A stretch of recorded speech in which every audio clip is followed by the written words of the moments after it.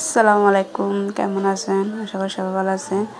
আমরা তিনজন মানুষ, তিনজনের জন্য 3টা চিকেন ফ্রাই করলাম আর আলু ভাজি করছি।